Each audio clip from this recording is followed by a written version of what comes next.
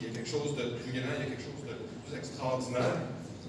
Et moi, c'est cette croyance-là que même dans les moments où je descends très bas, j'oublie jamais ça. Et pour moi, c'est ça qui me garde. C'est pas une question, c'est plus une espèce de certitude intérieure qui s'en va juste jamais.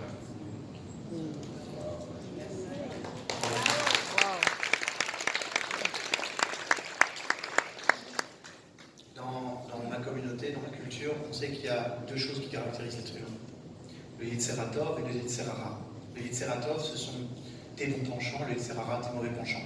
Et en fait, l'être humain, il a chaque jour, chaque seconde, chaque minute, un choix à faire. Est-ce que ce que je vais faire, bon penchant, mauvais penchant?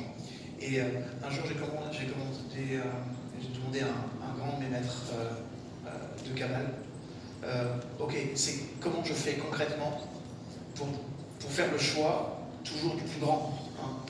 Et cette phrase, elle m'a marqué. Et la question, c'était quoi? Et ça va être une vraie question. Que ferait la version la plus grandiose de qui je suis? La plus grandiose de qui je suis. Et j'ai un choix à faire. Que ferait la version la plus grandiose de qui je suis? C'est-à-dire que je présuppose que, comme tu dis, j'ai ça à l'intérieur. Je sais que je veux faire quelque chose de grand, mais je vais faire ce choix-là. Et c'est quoi? Ça intervient tout le temps, cette question-là. Je m'engueule avec ma femme. Que ferait la version la plus grandiose de qui je suis? C'est arrête, va t'excuser, trouve un terrain de compromis, avance. Que ferait, je suis fatigué, je dois produire mes vidéos, que ferait la version la plus grandiose de qui je suis? Ok, fais tes vidéos, même si tu considères que c'est pas parfait, la version la plus grandiose, elle ferait des vidéos, elle n'arrêterait pas. Ok, je dois m'entraîner, je dois faire du sport, Et en fait, cette question-là, quand tu te la poses, tu ne peux pas être dans la médiocrité. Tu vois ce que je veux dire? Parfois, la version la plus grandiose de qui je suis me dira, repose-toi, ne fais rien. C'est vraiment le meilleur moment. Ou alors, détache-toi. Ou alors, évite. Mais quand c'est une réponse à cette question-là, tu es sûr que, en tout cas en partie, la décision que tu vas prendre, elle sera juste et elle t'amènera dans des sphères de valeur élevée.